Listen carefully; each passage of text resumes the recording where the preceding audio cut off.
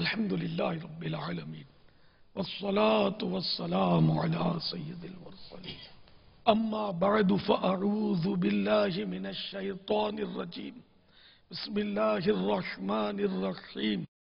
میں آپ کی خدمت میں وضو کا عملی طریقہ پیش کرتا ہوں، غور سے دیکھتے جائیے۔ پہلے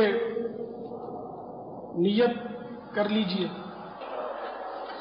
دل میں نیت حاضر ہونا کافی ہے، اگر زبان سے نیت کر لیں تو زیادہ اچھا ہے۔ بغیر نیت کے وضو کیا جب بھی ہو جائے گا، اور عام طور پہ جب آدمی وضو خانے پر بیٹھتا ہے، نماز کے لیے تیاری کرتا ہے، تو اس کے ذہن میں یہ ہوتا ہے کہ میں وضو کر رہا ہوں، تو یہ بھی نیت ہی ہے۔ اور زبان سے نیت کرنا چونکہ افضل ہے، تو اس طرح کہہ لیجیے، میں حکم الہی بجا لاتے ہوئے پاکی حاصل کرنے کی خاطر وضو کر رہا ہوں۔ یہ بھی کہہ سکتے ہیں کہ میں حکم الہی بجا لاتے ہوئے بے وضوئی دور کرنے کے لیے وضو کر رہا ہوں۔ اگر پہلے سے وضو ہے تو یہ بھی کہہ سکتے ہیں کہ میں اللہ کا حکم بجا لاتے ہوئے ثواب حاصل کرنے کے لیے وضو پر وضو کر رہا ہوں۔ بسم اللہ کہہ لیجئے، بہتر یہ ہے کہ بسم اللہ والحمدللہ کہیے، کہ حدیث پاک میں ہے کہ جو وضو سے قبل بسم اللہ والحمدللہ کہہ لیتا ہے، جب تک وضو باقی رہتا ہے فرشتے اس کے لیے نیکیاں لکھتے رہتے ہیں۔ سرکار اعلیٰ حضرت رحمۃ اللہ تعالی علیہ نے یہ فرمایا کہ بسم اللہ العظیم والحمدللہ علی دین الاسلام کہہ لیجئے، تو یہ زیادہ اچھا ہے کہ بسم اللہ والحمدللہ اس میں شامل ہے۔ اس کے بعد درود پاک پڑھیے، صلی اللہ تعالی علی محمد۔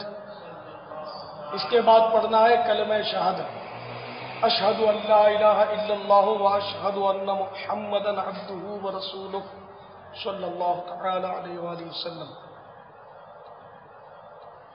تو یہ ابتدائی کلمات کے بعد اب میں باقاعدہ وضو کا آغاز کرتا ہوں۔ چونکہ اس وقت میرا وضو ہے اس لیے میں یوں نیت کر رہا ہوں، حکم الہی بجا لانے کے لیے، ثواب پانے کے لیے، مسلمانوں کو سکھانے کے لیے وضو پر وضو کرنے کی سعادت حاصل کر رہا ہوں۔ بسم اللہ الرحمن الرحیم، صلی اللہ تعالی علی محمد، اشہد ان لا الہ الا اللہ وحدہ لا شریک لہ واشہد ان محمدا عبدہ ورسولہ۔ پہلے اعضاء وضو پر پانی چپڑ لینا یہ مستحب ہے، اور سردیوں میں خصوصاً زیادہ افضل ہے۔ تو اس طرح یہ ہوگا کہ کھال بھی نرم ہو جائے گی، بال بھی بچ جائیں گے، اور اگر جھریاں وغیرہ سردی کی وجہ سے ہیں تو وہ بھی گیلی ہو جائیں گی، تو اس میں بآسانی پانی بہہ جائے گا۔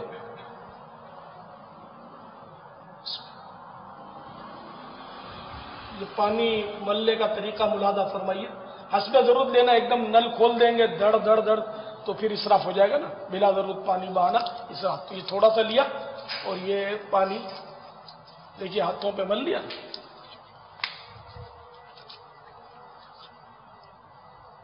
مزید ضرورتاً پانی لیا،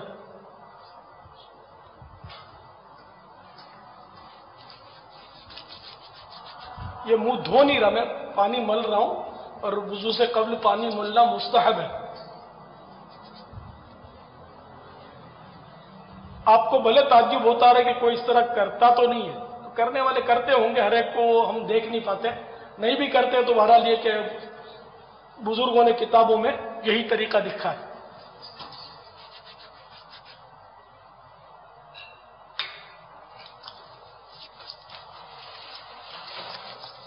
ہاتھوں پر بھی الحمدللہ پانی مل لیا۔ سردیوں میں زیادہ احتیاط کرنی ہوگی، کیونکہ اس وقت گرمی ہے تو پانی جلدی پھیل گیا اور وہ اعضاء میرے جو ہے اس پر پانی لیکن تر ہو گئے، لیکن دھلے نہیں، اس لیے کہ دھلنے کی تعریف یہ ہے کہ ہر جگہ سے کم از کم 2 قطرے بہہ جائیں۔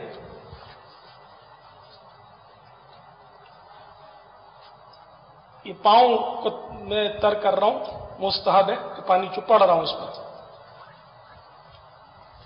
اور پاؤں تو ٹخنوں تک دھونے ہوتے ہیں، لیکن آدھی پنڈلی تک میں تر کروں گا، اس لیے کہ آدھی پنڈلی تک دھونا مستحب ہے۔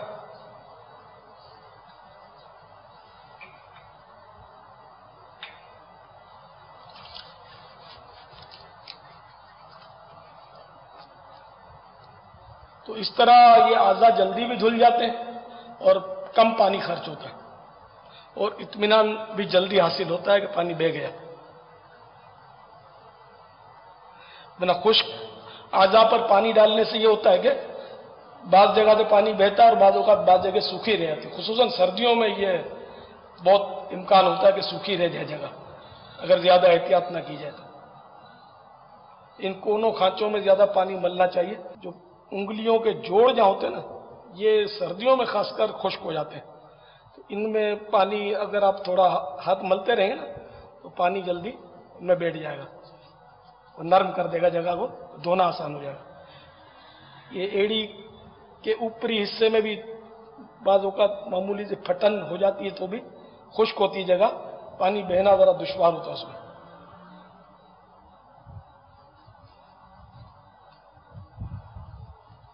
شاید آپ کو یہ لگے گا تو بہت دیر لگے گی، تو میں نے تو آپ کو بتانے کے لیے دیر لگائی، ورنہ وہ جلدی ہو جاتی ہے ترکیب۔ اب میں ہاتھ دھو رہا ہوں، 3 بار ہاتھ دھونا سنت ہے۔ یہ میں نے 3 مرتبہ ہاتھ دھوئے، لیکن آپ کو شاید یوں لگا ہوگا 3 بار دھوئے تو نہیں، تو چونکہ میں بہتے نل کے نیچے میں نے ہاتھ دھوئے نا، تو جب کوئی پانی بہہ رہا ہو، چاہے وہ نل سے بہہ رہا ہو، تو اس کے نیچے اتنی دیر ہاتھ اس پانی میں رکھ دینا کہ 3 بار دھونے جتنا اس میں پانی بہہ جائے، تو یہ تسلیس کی سنت ادا ہو جاتی ہے، 3 بار دھونے کی سنت ادا ہو جاتی ہے۔ اور ہاتھ دھونے کے بعد اب یہ خلال کرنا بھی سنت ہے انگلیوں کا، ہاتھ کی۔ ہاتھ دھونے کے بعد اب مسواک کی جائے گی۔ مسواک کو پکڑنے کا طریقہ یہ کہ چھوٹی انگلی اور انگوٹھا مسواک کے نچلے حصے پر اور 3 انگلیاں اوپر رکھنی ہیں، اور مسواک کا ریشہ ایک طرف ہو، دونوں طرف نہیں بنانا، اور چنگلیاں یعنی چھوٹی انگلی کی موٹائی کی مسواک ہو، ایک بالش سے بڑی نہیں ہونی چاہیے کہ ایک بالش سے بڑی ہو تو شیطان اس پر بیٹھتا ہے۔ ایک بالش سے چھوٹی میں حرج نہیں ہے، مگر اتنی چھوٹی بھی نہ ہو کہ سنت کے مطابق پکڑ میں نہ آ سکے۔ مٹھی باندھ کر مسواک نہیں کرنی چاہیے کہ اس سے بواسیر ہو جانے کا اندیشہ ہے۔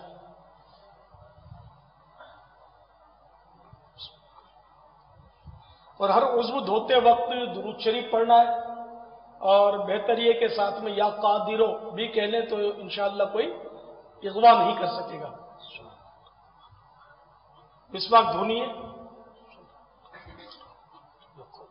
پہلے دانتوں میں اوپر کی طرف سیدھی طرف، پھر اوپر ہی الٹی طرف، پھر نیچے ہی سیدھی طرف، پھر نیچے الٹی طرف، تو اس طرح مانجھ کر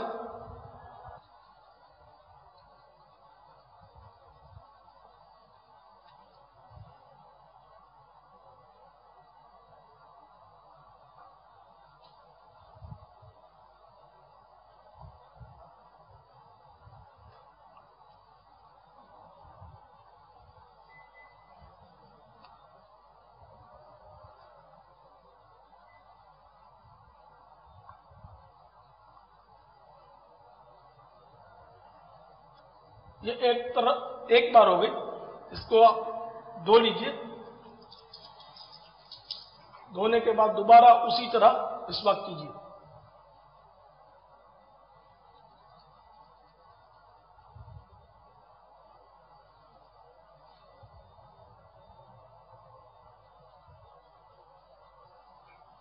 یہ 2 بار ہو چکی ہے، اب تیسری بار کے لیے مسواک دھوئی جا رہی ہے۔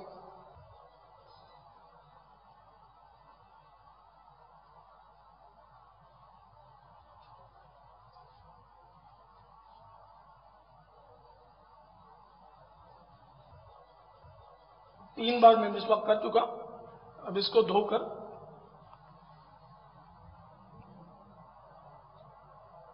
ये मैंने अपनी जेब में मिसवाक को खड़ी कर दी।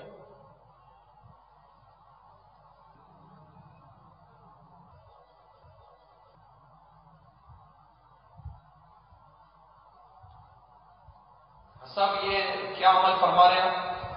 ये मेरे मुंह में मिसवाक के रेशे टूटकर आ गए थे, तो वो मैं निकाल रहा था। तो ये मिसवाक जो है आलाए अदाए सुन्नत है, इसको फेंक देना ठीक नहीं। इसको जब ये काबिल इस्तेमाल न रहे तो अदब की जगह रखना चाहिए, या ठंडी कर दें या दफन कर दें। तो ये रेशे भी चूंकि आलाए अदाए सुन्नत के ही अज्जा हैं, तो कुल्ली में बहाने को जी नहीं चाहता कि ये बहने के बाद फिर ये ज़ाहिर है कि अदब की जगह तो जाने से नहीं। हाँ, अगर नहर पर या समुंदर पर वुज़ू कर रहे हो मिसवाक के रेशे वो बहा दिए तो अलग बात है। तो इसलिए मैंने अदब बन उसको जेब में डाल दिया रेशों में। मैंने घर में अपने एक छलनी रखी है, वो मिसवाक करने के बाद कोशिश करता हूँ कि छलनी में कुल्ली कर लेता हूँ, तो रेशे बासानी वो छलनी में बैठ जाते। लेकिन इस वक्त तो मैं वुज़ू खाने पर हूँ, छलनी मेरे पास मौजूद नहीं, और हर एक छलनी रख नहीं सकता कि इसमें ज़ाहिर है कि हरज जैसी बात है। तो ये मिसवाक के रेशे अगर नहीं भी चुने तो कोई गुनाह नहीं है, बस ये अदब की बात है। और मेरे आका आला हज़रत जो आशिकों के भी इमाम हैं वो फरमाते हैं, हम इश्क के बंदे हैं क्यों बात बढ़ाई। तो मैंने जो फेल किया ज़ाहिर है वो शरीयत से नहीं टकराता, बल्कि इंशाअल्लाह मुझे इस पर सवाब मिलेगा कि मैं आका की सुन्नत अदा करने के आले के अज्जा का मैंने एहतराम किया, अल्हम्दुलिल्लाह। और जो ऐसा नहीं करता मैं ना उसको बुरा बोलता हूँ ना गलत बोलता हूँ। अब 3 बात कुल्लियाँ करनी है, और कुल्लियों में ये जहन में रहे कि बाज लोग जल्दी में थोड़ा सा पानी लेते हैं और पच करके डाल देते हैं, तो यूं कुल्ली नहीं होती। कुल्ली में के मुंह के तमाम कल पुर्जों में, दांत की तमाम खिड़कियों में, दांत के जो 2 दांतों में सुराख होते हैं, गैप जिसको बोलते हैं, इन सब में पानी पहुंच जाए। क्या ही बेहतर होता कि जो अवामी अगलात हैं इनकी भी निशानियां फरमा देते हैं कि वो किस तरह की कुली अवामी अंदाज में की जाती है जिसका करना दुरुस्त नहीं है। अवाम को जो देखा है मैंने बाज लोगों को कि वो जब कुल्ली बस थोड़ा सा मुंह में वो चुल्लू लेते और पच करके दोबारा फेंक देते, तो इस तरह तो मुंह में पानी नहीं पहुंचे, क्योंकि हल्क की जड़ तक पानी पहुंचाना है। और अगर रोजा नहीं है तो गरगरा करना भी सुन्नत है, और इस तरह कुल्ली करना वुजू में सुन्नतुल मुअक्कदा है, जबकि गुस्ल में फर्ज है, वरना गुस्ल होगा ही। और पान के अज्जा, छालिया, रोटी के रेशे, गिजा के अज्जा, ये अगर दांतों में फंसे हुए तो इनका निकालना जरूरी है, वरना वुजू की सुन्नत मुअक्कदा अदा नहीं होगी और गुस्ल का फर्ज अदा नहीं होगा। पूरा जोर लगाना है निकालने के लिए, तो पूरा जोर लगा लिया और अब निकलता ही नहीं रेशा, किसी सूरत से ऐसी जगह फंस गया कि अब वो दांत जख्मी करने की बहरहाल इजाजत नहीं है, लेकिन कोशिश करनी पड़ेगी। सरकार आला हज़रत रहमतुल्लाह ताला अलैह फरमाते हैं कि 2 के बजाय 10 कुल्लियां भी करनी पड़े, तो मुंह में पानी लेकर खूब जुम्बिशें दे, यानी पानी को हिलाए, ताकि वो रेशे अगर है तो रेशे हो तो वो निकल आए, जबकि रेशे हो ना हो तो फिर वो 3 बार कुल्ली काफी है। तो इसलिए पान, छालिया वगैरह खाने में बड़ी आजमाइश है, इम्तिहान है, तो वही खाए कि जो फिर अपनी कुल्लियां वगैरह वुजू गुस्ल में भी एहतियात बजा ला सके।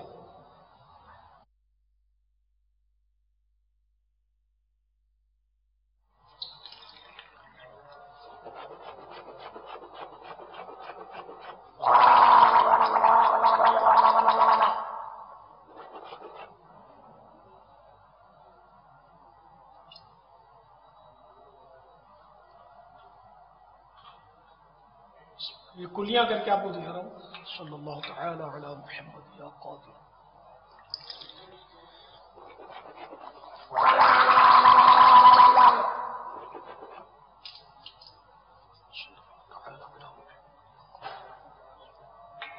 تو پانی لینے کا طریقہ بھی نوٹ کرتے جائیں کہ پانی گرنا نہیں چاہیے. ایسا نہیں کہ 10 کلیوں کا پانی گر جائے تو پھر ایک کلی بھرے.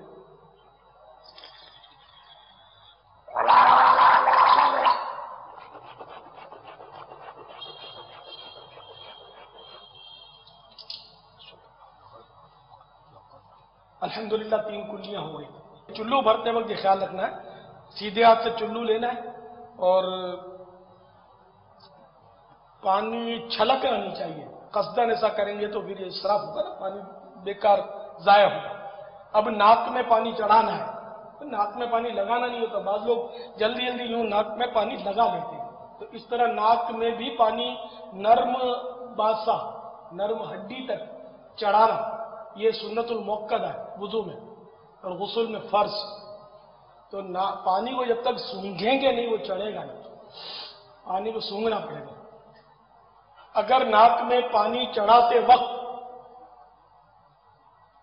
پانی چڑھ گیا اور حلق میں آ گیا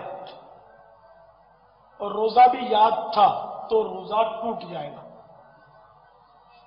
تو چڑھاتے وقت روزے میں خاص کر احتیاط, لیکن وہ نرم ہڈی تک چڑھانا تو ضرور یہ سنت المؤکدہ ہے.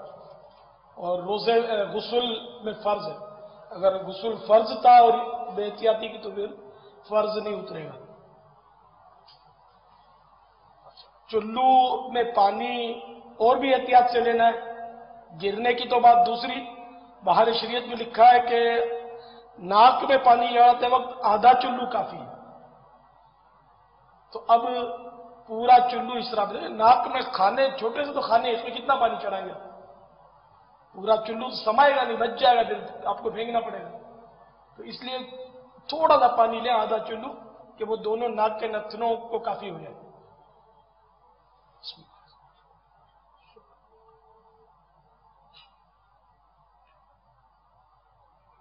دیکھیے اتنا پانی کافی ہے, تھوڑا سا.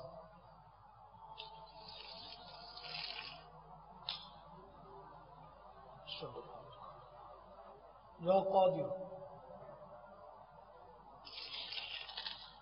یا قادر صلی اللہ تعالی علیہ وسلم.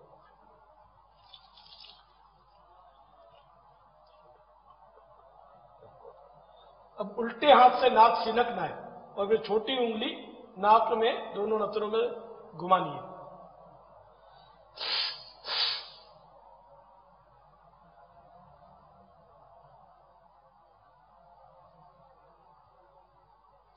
ضرورت ہاتھ دھو لیا. ٹھیک ہے, اب منہ دھونا ہے.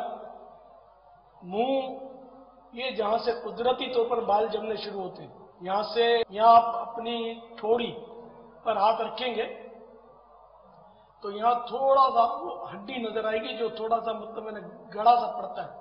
تو یہ تھوڑی کے نیچے تک جو ہے نا یہ منہ ہے, یہاں یعنی کہ لمبائی میں, اور چوڑائی میں یہ ایک کان کی لو سے دوسرے کان کی لو تک یہ سارا منہ. یہ منہ دھونے میں یہ حصہ جو ہے اگر احتیاط نہیں کی جائے تو اکثر سوکھا رہ جاتا ہے, اور یہ حصہ دھونا فرض ہے. اس کو کان پٹی کہتے ہیں.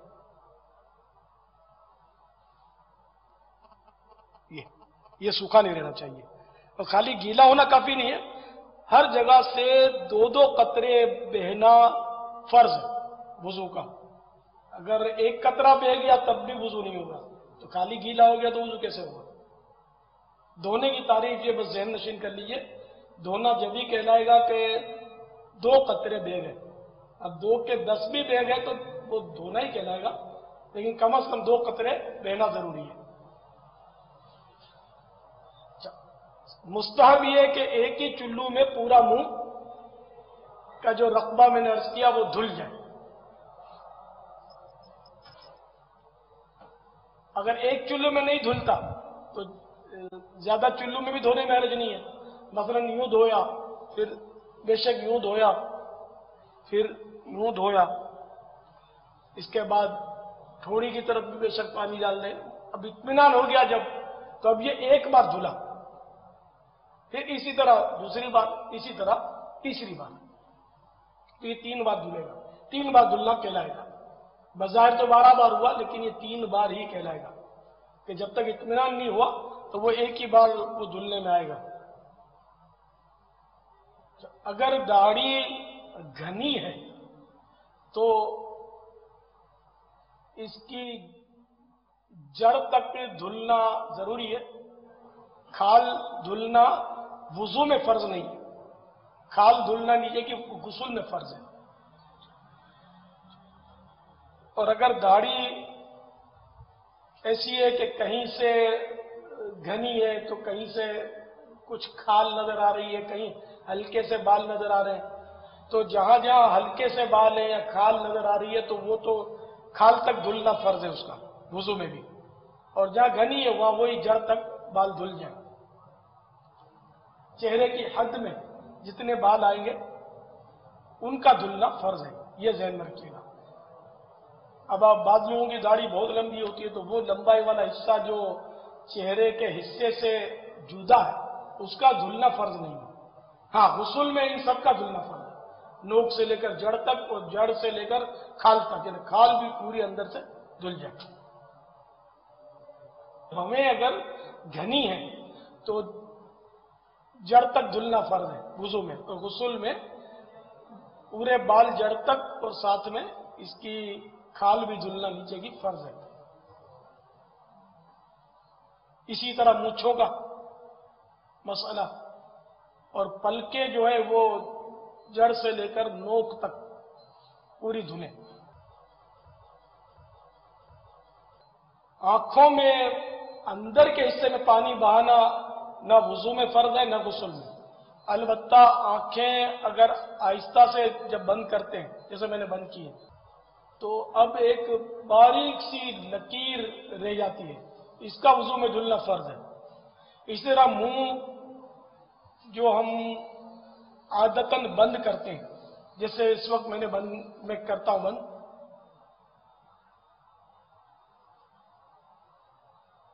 بند کرنے کے بعد جو حصہ کھلا رہتا ہے، جیسے میں بند کر کے آپ کو دکھاتا ہوں، یہ جتنا حصہ ظاہر ہے اس کا دھلنا بھی وضو میں فرض ہے. اور داڑھی ہو تو خلال کرنا سنت ہے. اب میں آپ کو منہ دھو کے دکھاتا ہوں. بسم اللہ الرحمن الرحیم. اس میں بھی دھیان رکھیے گا کہ ہر کام میں کہ پانی بے جا صرف نہ ہو، یعنی اتنا زور سے نل کھولنا کہ وہ دھڑا دھڑ پانی چلو سے نیچے گر رہا اور پھر آپ نے اٹھایا نہیں. اتنا نل کھولے کہ وہ متوسط، نہ بہت زیادہ باریک ہو کہ بھرے ہی نہیں اور آزاد دھلے ہی نہیں، نہ اتنا زور سے ٹونٹی کھولے کہ پانی دھڑا دھڑ بہتا رہے.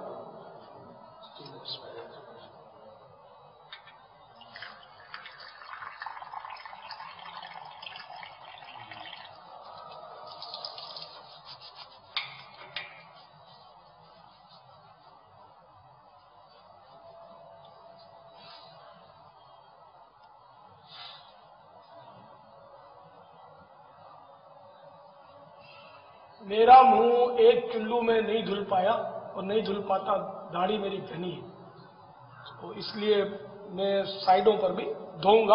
اور جس کی داڑھی نہیں ہے یا خصوصاً اسلامی بہنیں، ان کے لیے زیادہ مشکل نہیں ایک چلو میں منہ دھونا. تو اس لیے وہ میری نقالی ضروری نہیں کہ میں نے زیادہ چلوؤں میں دھویا تو یہ سمجھے کہ سنت یہی ہے. میرے لیے بہرحال یہ کہ مجھے حاجت ہے کہ میں 4 بار میں ایک بار دھوں، اور آپ ایک بار میں ایک دھو سکتے ہیں تو ایک بار میں دھوئیں کہ مستحب یہی ہے.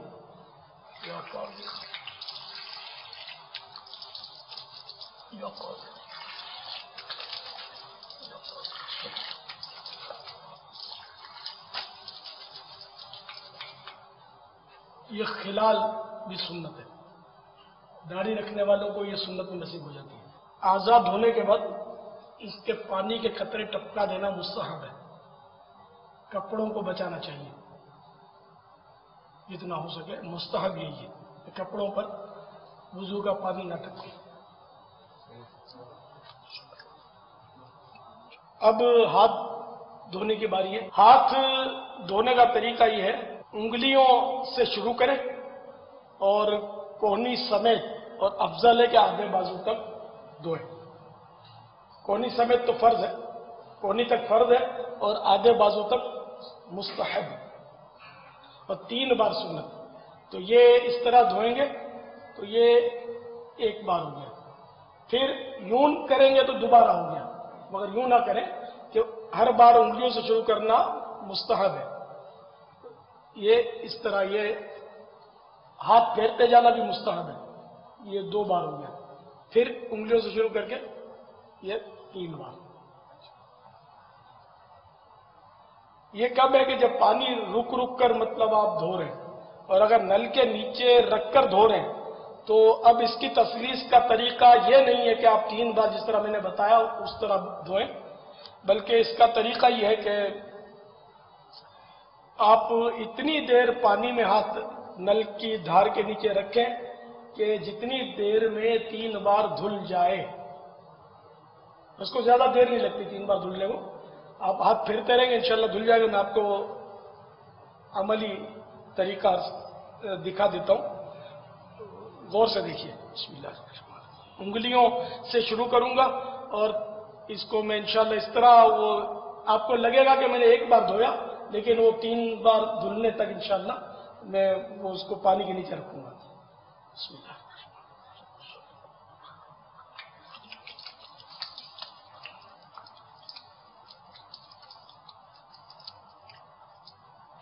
الحمدللہ یہ 3 بار آدھے بازو تک دھل گیا۔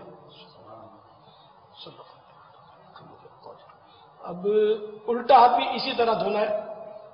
بسم اللہ الرحمن الرحیم۔ صلی اللہ علیہ وسلم۔ یا قادر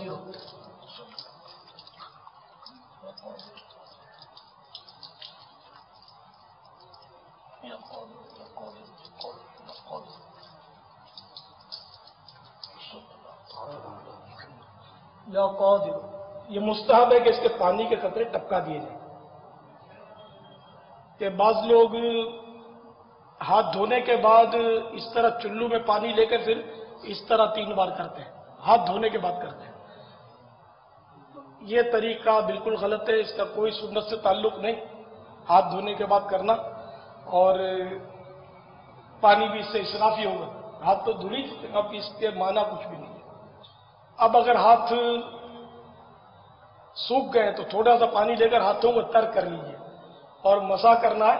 مسح کا طریقہ سن لیجئے کہ اگر یوں مسح کیا جب بھی ہو جائے گا کہ احناف کے نزدیک 4تھائی سر کا مسح فرض ہے، اور مسح اس کو کہتے ہیں کہ پانی کی تری اس جگہ پہنچ جائے جس جگہ کو مسح کرنا ہے، مسح کرنے کی جگہ کو پانی کی تری پہنچ جائے، یا دھلنے کی ضرورت نہیں، صرف تری پہنچانی ہے۔ اور پورے سر کا مسح جو ہے وہ سنت ہے، یہ ہو گیا۔ لیکن اس طرح آپ کریں گے نا جب، تو یہ انگلیاں انگوٹھے یہ بھی بالوں کو لگ جائیں گے، اور یہ مسئلہ ذہن میں رکھیے کہ 1 بار کا تر کیا ہوا ہاتھ یا جو جگہ 1 بار جو تر کیے، اور وہ ایک ہی بار مسے میں کام آئیں گے، دوبارہ دوسری جگہ اس سے مسح نہیں ہو سکتا۔ اب مثال کے طور پر آپ نے سر کا مسح کیا اور اس کے بعد کہیں پٹی بندھی ہوئی ہے تو پٹی پر آپ نے مسح کیا تو اب مسح نہیں ہوگا، بھلے پانی کی تری ہے، لیکن چونکہ 1 بار اس جگہ سے آپ مسح کر چکے، دوبارہ مسح کے لیے وہ کارآمد نہیں، تو دوبارہ اس کو تر کرنا پڑے گا۔ تو مستحب اس کا طریقہ جو ہے نا مسح کا، وہ کر کے دکھاتا ہوں میں۔ تو اس طرح آپ کی شہادت کی انگلی اور انگوٹھا بالوں کو لگے گا نہیں، تو کانوں کا مسح بھی آپ بآسانی کر سکیں گے اسی پانی سے، ورنہ اگر یوں پورا جیسے میں نے کر کے بتایا کریں گے تو دوبارہ انگلی اور انگوٹھا تر کرنا پڑے گا، اگر بالوں کو لگ گیا ہے تو پھر کان کا مسح آپ کریں گے، ورنہ کان کی سنت رہ جائے گی۔ تو مستحب میں ثواب بھی زیادہ ہے، لیکن یہ بتا دوں کہ اگر آپ نے مستحب طریقہ اپنایا ہوا نہیں، 1 بار سن لینے سے یا دیکھ لینے سے آپ کے عمل میں آ جانا ضروری نہیں، اس کو آپ کو کم از کم 12 بار غور سے دیکھنا ہے، سارے وضو کے طریقے کو، خصوصاً مسحہ کو. اور پھر بہتر یہ ہے کہ آپ کے ساتھ جو بھی عیسائی بھائی ہو، عیسائی بہن ہو، آپ ایک دوسرے کو دکھا کر اس کی مشق کریں. بار بار یہ ایک دوسرے کو کر کے دکھائیں کہ دیکھو میں صحیح کر رہا ہوں کری، تو اس طرح آپ سیکھیں گے. ورنہ صرف دیکھنے سننے سے بہت مشکل ہے کہ یہ عمل ہو. اس میں جذبہ چاہیے، بس جذبہ ہوگا انشاءاللہ سیکھ جائیں گے. کوئی اتنا بڑا مسئلہ نہیں ہے. لوگ تو کہتے ہیں کہ ہم چاند پر پہنچ گئے تو ہم کو وضو کرنا ہی نہیں آتا. تو وضو کرنا کوئی دشوار نہیں ہے، انشاءاللہ آپ سیکھ لیں گے. تو مسح کرنے کا طریقہ دیکھیں، اب میں مسح کر کے آپ کو دکھاتا ہوں. اس میں ہاتھ دھونے کی ضرورت نہیں ہے، ہاتھ کو تر کرنا ہے. تو حسب ضرورت میں نے پانی لے لیا ہے، آدھا چلو کافی ہے. یہ تر ہو گئے، ہتھیلیاں تو تر کرنے کی. تھوڑی پشت بھی تر کر لی میں نے، کیونکہ اس کی پشت سے مجھے گردن کی پشت کا بھی مسح کرنا تھا. تو یہ الحمدللہ تر ہو گئے. اب دیکھیے یہ تین انگلی یہ اس طرح آپ نے رکھنا ہے. شہادت کی انگلی اور انگوٹھے کی کیفیت دیکھ لیں. 3 انگلیوں کو میں نے ملا کر رکھا ہے. اب ان 3 انگلیوں کو جہاں سے بال جمنے شروع ہوئے پیشانی کے پاس سے آپ اس طرح رکھیں کہ ہتھیلی کے حصے تک یہ سر سے لگ جائے، اس طرح. اور یہ بیچ کی انگلی جو ہے یہ دیکھو ملی ہوئی ہے، یہ الگ نہیں ہونی چاہیے سارے سفر میں آپ کے مسح کے.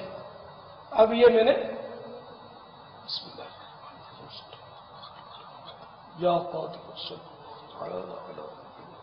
یا آخر تک انگلیاں ملی ہوئی رکھنی ہے جتنی مل سکتی ہیں، کم از کم ایک انگلی تو ملی ہوئی رہے. اب یہ پہنچ گئی آخری بالوں کے حصے تک.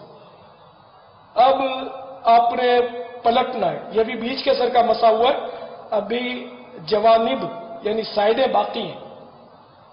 اب ہتھیلیوں کی باری ہے، انگلیوں کی ڈیوٹی ختم ہو گئی. اور شہادت کی انگلی اور انگوٹھا شروع میں بھی نہیں لگے تھے بالوں پر اور اب بھی نہیں لگیں گے. تو اب یہ اس طرح آپ نے پلٹنا ہے ہتھیلیوں کے ذریعے. اب یہ جو انگلیاں تھیں 3 جو لگائی تھی وہ نہیں لگیں گی، صرف ہتھیلیاں. اور اس طرح آپ جمپ دے کر نہیں لائیں گے. بال لوگ جمپ دے کر لاتے تو بال وہ مسے سے محروم رہ جائیں گے. یہ اس طرح بالکل ہر وقت ہتھیلیاں جو ہے آخر تک سر سے لگی رہیں گی. اس طرح یہ آخر تک لے آیا.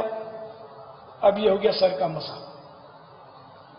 اب شہادت کی انگلی سے کان کے اندرونی حصے کا مسا کریں گے اور انگوٹھے سے کان کے باہری حصے کا مسا کرنا ہے. اس کا طریقہ دیکھ لیجیے. شہادت کی انگلی سے اس طرح کان کے آپ سوراخ پر رکھیے اور اس کو گھماتے ہوئے کانوں کے جو بھی وہ کھانچے اور نشیب و فراز ہیں ان پر آپ ان کو پھرا دیجیے. یہ کان کے اندرونی سطح کا ہو گیا. اب انگوٹھے سے کان کی باہری سطح کا مسح. یہ الحمدللہ دونوں کانوں کے مسے ہو گئے. اب آپ کو انگلیوں کی پشت سے گردن کی پشت کا مسح کرنا ہے. پہلے سیدھی طرف پھر الٹی طرف. یہ گردن کی پشت کا بھی گویا مسح ہو گیا. اچھا، اب بعض لوگ جو ہے وہ گلے کا مسح کرتے ہیں تو یہ سنت نہیں ہے. پاپا یہ ارشاد فرمائیے کہ جس طرح آپ نے مسح کا طریقہ ابھی بتایا ہے، عام لوگ تو اس طرح کرتے نظر نہیں آتے. دراصل علم دین سے دوری اور اچھی صحبتوں سے دوری ہے. مطالعہ کرنے کا ذہن نہیں، ورنہ کتابوں میں سب لکھا ہوا ہے. عوام تو بس بیچارے عام طور پہ مسح اس طرح کرتے دیکھے جاتے ہیں. میں آپ کو وہ غلط طریقہ جو ہے وہ بتاتا ہوں جس طرح کرتے ہیں. وہ ہاتھوں میں پانی، ہاتھ باقاعدہ دھوتے ہیں، ہاتھ جیسے پانی لیں گے ہاتھ میں، اور اب وہ پھر وہ پتہ نہیں انگوٹھے چونڈے کا یہاں کوئی سلسلہ ہے، کیسے وجہ نہیں پتا، تو یہ کیسے چل گیا. تو ہاتھ میں پانی لیا پھر یوں کریں گے.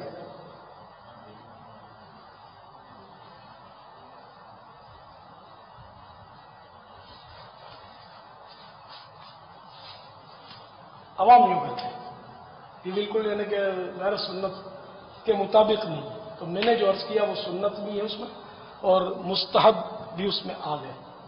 الحمدللہ، اللہ قبول کرے، اللہ توفیق دے، اخلاص بخشے۔ اب پاؤں دھونے کی باری، پہلے سیدھا پاؤں دھونا سنت، پھر الٹا، اور اس کا بھی ہاتھ کے انداز پر طریقہ ہے۔ جس طرح ہاتھ کو انگلیوں سے شروع کیا تھا اس کو بھی انگلیوں سے شروع کریں گے، اور انگلیوں سے شروع کر کے ٹخنے تک ایک بار دھوئیں گے، پھر دوبارہ انگلیوں سے شروع کریں گے، یوں نہیں لائیں گے ورنہ یہ 2 بار ہو جائے گا، اور یوں اگر یوں دھوئیں گے تو 5 بار ہو جائے گا، 3 بار جس کو سمجھتے ہیں لوگ وہ 5 بار ہوتا ہے۔ تو انگلیوں سے شروع کیا تو پھر انگلیوں پر آئیں گے، یہ دھو لیا، پھر انگلیوں پر آئیں گے، اس طرح لے جائیں گے۔ اب چونکہ نل کی دھار تو بہتا پانی ہے تو اس لیے اس میں اتنی دیر پاؤں رکھ دینا کہ 3 بار دھلنے جتنا وقت بہتے پانی میں پاؤں کو چھوڑ دینا، یہ اس سے سنت تسلیس کی ادا ہو جائے گی، فرض بھی ادا ہو جائے گا اور 3 بار دھونے کی سنت بھی ادا ہو جائے گی۔ تو اب یہ نل ہے تو اس میں آپ کو 3 بار کی سنت کی تسلیس ادا کر کے بتانے کی کوشش کرتا ہوں کہ انشاءاللہ اس میں 3 بار ہو جائے گا، اتنی دیر میں یہ میرا پاؤں دھلے گا۔ بظاہر آپ کو 1 بار دھلنا نظر آئے گا لیکن در حقیقت وہ 3 بار ہوگا۔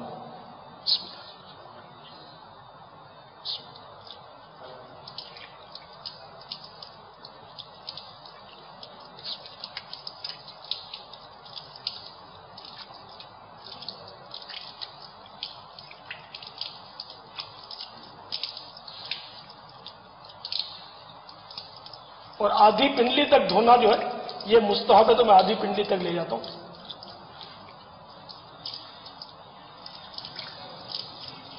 الحمدللہ یہ 3 بار ہو گیا، اور خلال کرنا سنت ہے۔ الٹے ہاتھ کی چھوٹی انگلی سے سیدھے پاؤں کی چھوٹی انگلی سے خلال شروع کرنا ہے۔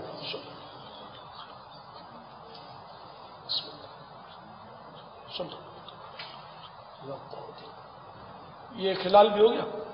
اب اسی طرح الٹا پاؤں دھونا ہے، لیکن خلال میں انگوٹھے سے شروع کریں گے انشاءاللہ پاؤں دھونے کے بعد، مگر نل بند ہونا چاہیے خلال کرتے ہوئے۔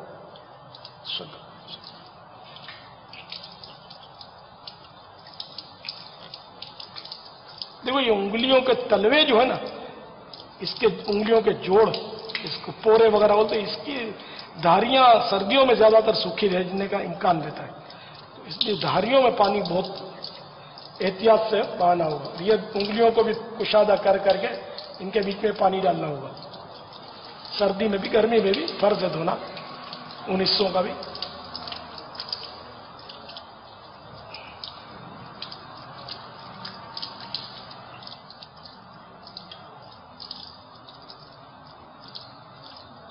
یہ بھی آدھی پنڈلی تک دھل گیا 3 بار الحمدللہ۔ اب اس کا بھی خلال، یہاں اب الٹے پاؤں کے انگوٹھے سے شروع کریں گے، الٹے ہاتھ کی چھوٹی انگلی۔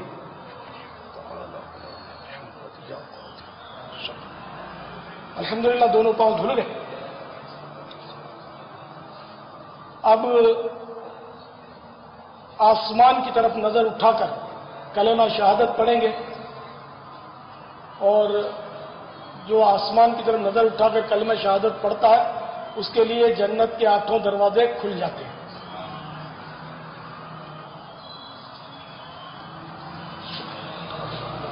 اشهد ان لا اله الا الله وحده لا شريك له واشهد ان محمدا عبده ورسوله۔ سورہ قدر آسمان کی طرف نظر اٹھا کر وضو کے بعد پڑھنے سے انشاءاللہ کبھی اندھا نہیں ہوگا۔ اعوذ باللہ من الشیطان الرجیم، بسم اللہ الرحمن الرحیم۔ انا انزلناه في ليلة القدر وما ادراك ما ليلة القدر ليلة القدر خير من 1000 شهر تنزل الملائكة والروح فيها بإذن ربهم من كل أمر سلام هي حتى مطلع الفجر۔ یہ دعائیں بھی پڑھی جاتی ہیں۔ صلی اللہ تعالی علی محمد، اللہم اجعلنی من التوابین واجعلنی من المتطہرین۔ مزید اعلیٰ حضرت نے بڑھایا اس میں وَجَعَلْنَا مِنْ عِبَادِكَ الصَّالِحِينَ. ایک دعا یہ بھی پڑھی جاتی ہے صلی اللہ تعالی علی محمد سبحانک اللہم وبحمدک اشہد ان لا الہ الا انت استغفرک واتوب الیک صلی اللہ تعالی علی محمد. اب وضو کر لیا، ظاہری اعضاء دھل گئے. امام غزالی رحمۃ اللہ تعالی علیہ فرماتے ہیں کہ باطنی وضو بھی کیجیے. باطنی وضو یہ کہ گناہ سے توبہ کریں اور آئندہ گناہ نہ کرنے کا عہد کریں. یعنی یہ نہ ہو کہ گھر کے باہر سے تو رنگ روغن کر دیا اور اندر گند کچرا بھرا ہوا ہے. تو ظاہری وضو کی مثال امام غزالی نے یہی دی کہ ظاہری طور پر اعضاء دھل گئے اور اندر وہ باطن میں گناہوں کا میل بھرا چھوڑ دیا. توبہ و استغفار کے ذریعے باطنی وضو بھی کیجیے.